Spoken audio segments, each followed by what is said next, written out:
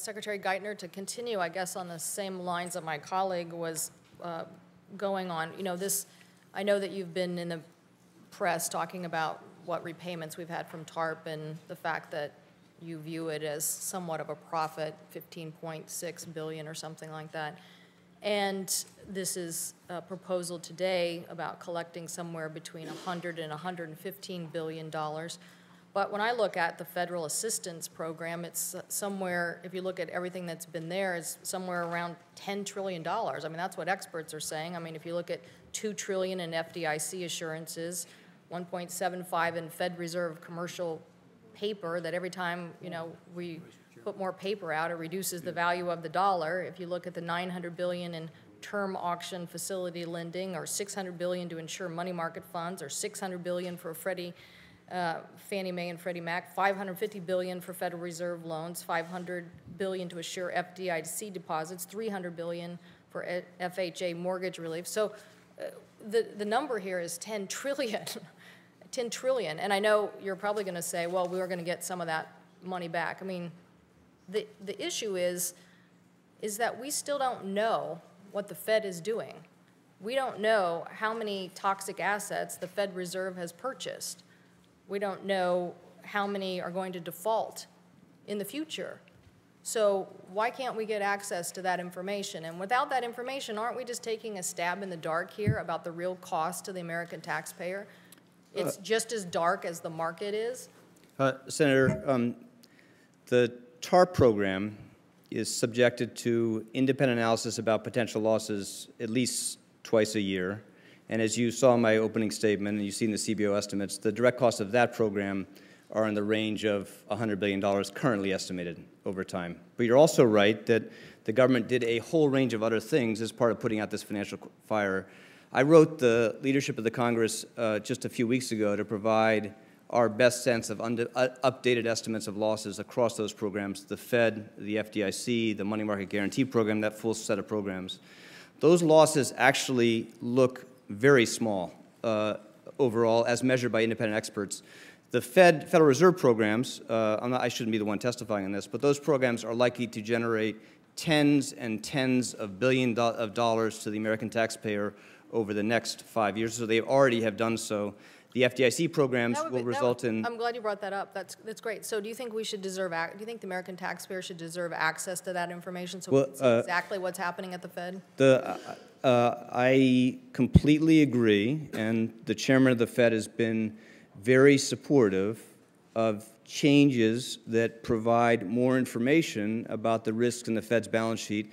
And there is an enormous amount of information available in the public domain today to allow people to make those estimates themselves. But again, I think all those estimates show that the Federal Reserve will provide the American taxpayer tens of billions of dollars on those programs because they were designed carefully to protect the taxpayer. Fed charged a fee for those programs, and they're going to show an enormously substantial positive return to the American taxpayer, as I believe will the FDIC programs, and as did the Treasury's Money Market Guarantee Program. Well, I think the number is roughly 10 trillion, and without getting access to that information, we don't know whether you're right or not. Well, you don't need to rely on my judgment for that, Senator. Again, the virtue of the fact that this information is in the public domain, and I know the chairman would be supportive of more disclosure in this area, people can make their independent estimates of that. You don't need to rely on mine. You can rely on other people's for that. And I completely agree with you that the American people should have full disclosure and transparency about the commitments still outstanding and the risk in those commitments. Well, I don't think that we have that today, and we absolutely need it. And so we will hold you at encouraging this information. I think some of my colleagues will just work a legislative process to get access to the information. But otherwise, we don't really know what the American taxpayer is going to be on the hook for and what we're going to get repaid for. I wanted to ask you one other question, if I could, Mr. Secretary. You were here about 90 days ago, and I brought up this question about access to capital for small businesses and community banks. And at the time, you said we should take swift and deft action to help community banks get credit. Well, it's 90 days later. We've still not seen a proposal. I think 9th bank in my state just closed last Friday, so small businesses are not getting access to capital. Where's the proposal? Senator, we've been working very closely with the Majority Leader and his colleagues in the Senate and in the House on a very detailed program of tax incentives for small businesses and a small business lending facility to help small banks and expanded SBA programs.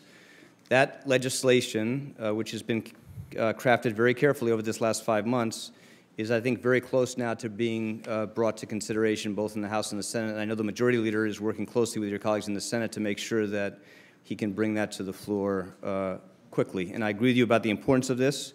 And at the time we last spoke here, we had already provided a broad outline of that proposal, and we've been working very hard in the details with your colleagues to make sure it meets the broad concerns of members of the Senate.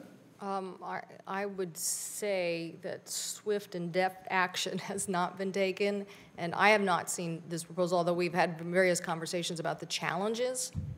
So I would be very delighted to see the administration's proposal. But again, Senator, I want to make it clear, we provided that proposal early this year. We've been working for 5 months on it.